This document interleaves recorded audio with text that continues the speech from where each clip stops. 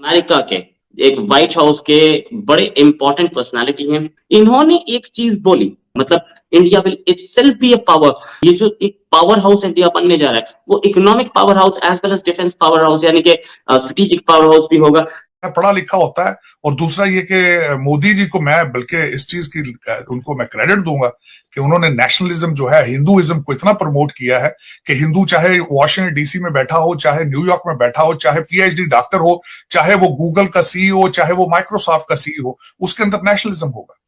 वो हिंदुत्व की बात करेगा। वो तो ये उनकी प्लस चीज है। इसके बारे में किताबें लिखे जाएंगी इन द फ्यूचर।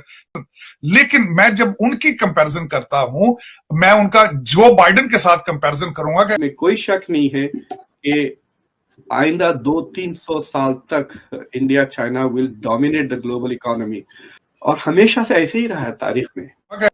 रशिया के जो फॉरेन मिनिस्टर हैं उन्होंने एक बड़ी इम्पोर्टेंट स्टेटमेंट दी एक फोरम में मॉस्को के अंदर, जिसमें उन्होंने बड़ी लंबी चौड़ी बातें की, लेकिन कुछ इम्पोर्टेंट बातें उन्होंने ये की ख़ासतौर पे इंडिया के हवाले से। एंड दैट्स हाउ कि एक तरफ अमेरिका इंडिया के गीत गा रहा है, उधर से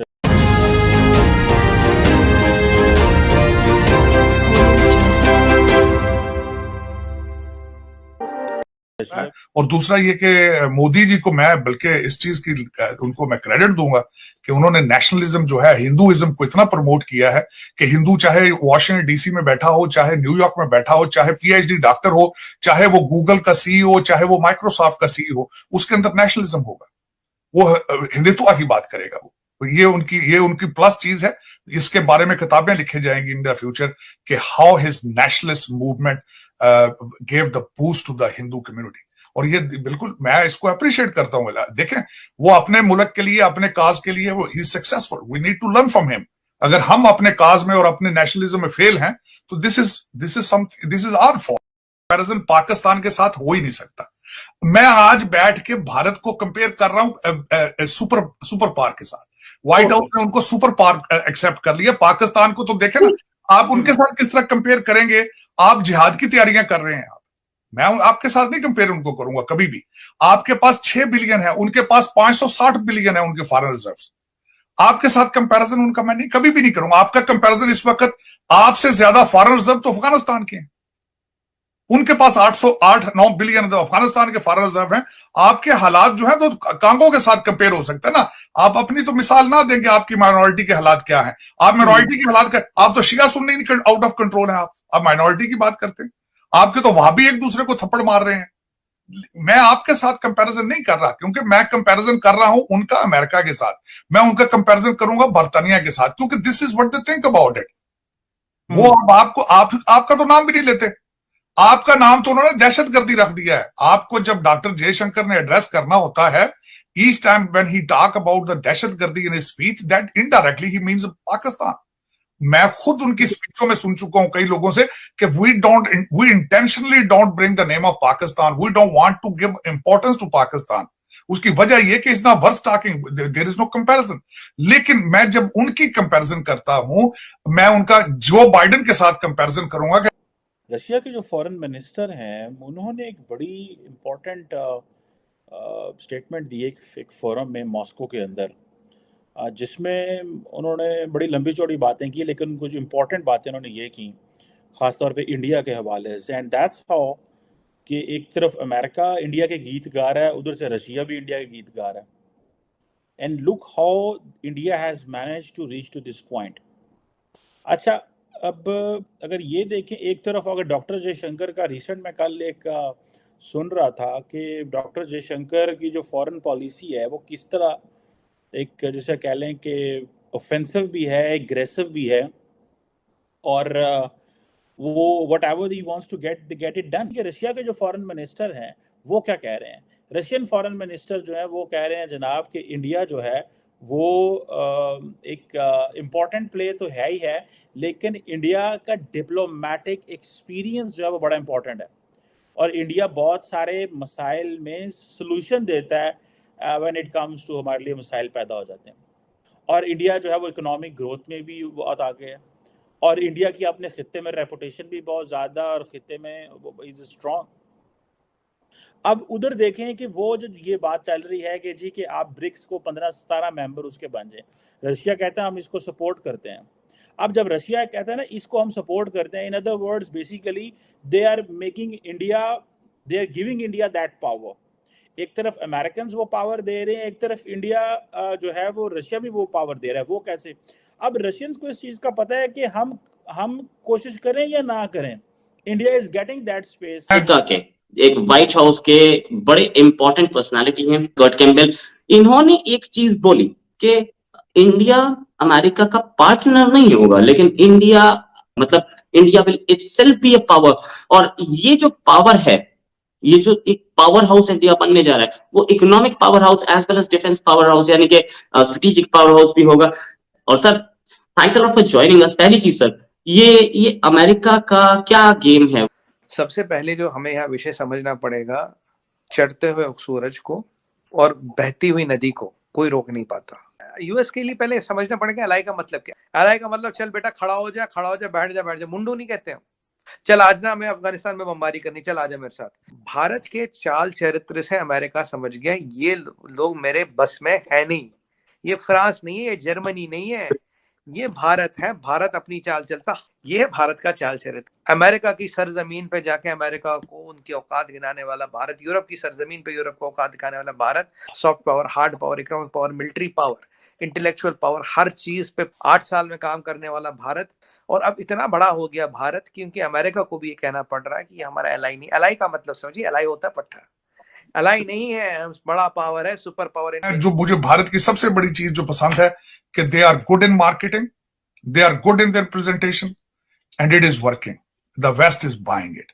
waste was desperate, America was desperate to have a partnership with somebody against China, क्योंकि इन्होंने यहाँ पे माइंड बना। एक जो पाकिस्तान के में अमेरिकन थे, एम्बेसडर काकर थे उनका नाम, उन्होंने एक ऐसे लिखा था आज से 10 साल पहले, और वो उनको समझा जाता है he is next to Henry Kissinger in foreign policy.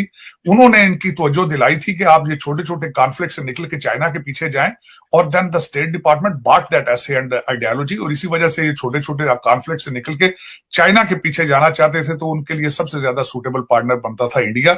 उन्होंने लिया, इंडिया ने बहुत फायदा उठाया इकोनॉमिकली, और दूसरा वर्ल्ड स्टेज पे, यूनाइटेड नेशंस में और कई जगह पे, और उसमें वो कामयाब है उनके। और दूसरा उनका कंपैरिजन कराया, अफगानिस्तान से भी नहीं कर सकते। 8 बिलियन उनके रिजर्व पड़े हैं फॉरेन से, 8-9 बिलियन, और ये 6.7 बिलियन भी आपका अपना नहीं है।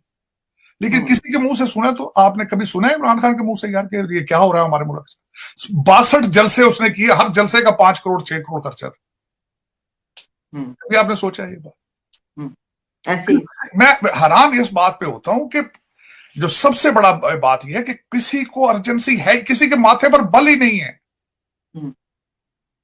देखिए, एंकर भी शो वही करेंगे ना जो लोग देखना चाहते हैं। एंकर कोई ऐसी बात नहीं करेंगे, टीवी एंकर कोई ऐसी बात नहीं करेंगे। खबर वो होती है जो लोग सुनना चाहते हैं। वो ऐसा कोई प्रोग्राम करके अपनी रेटिंग कम तो नहीं कराएंगे, लेकिन ये भी देखें आपकी कौम के रेडार पर ही नहीं है कि आपके हालात कहां जा रहे हैं आप। सर हमारी प्रेफरेंसेस कुछ और हैं, हमारे जो इशू हैं वो कुछ और है। हाँ, लेकिन पता तो चले वो क्या है, ये भी तो पता चले ना क्या है, व्हाट इज योर डायरेक्शन। मैं खुद यकीन करें कि I am very concerned in sitting in Washington DC जब मैं सुनता हूं कि आप एक से ज्यादा पत्ता जो है डिस्प्रिन का नहीं ले सकते। आप $35 मिलियन गूगल का नहीं आप दे सकते। ये यहां हम जब सुनते हैं तो फिर हमें अफगानिस्तान से भी नीचे, आप अफगानिस्तान भी आपसे तो बेहतर। तो सारी साहब आपको क्या लग रहा है, ये गूगल के पैसे ना दिए तो बंद कर देंगे गूगल सर्विसेज यहाँ पे? ऑफ कोर्स यही होगा अल्टीमेटली।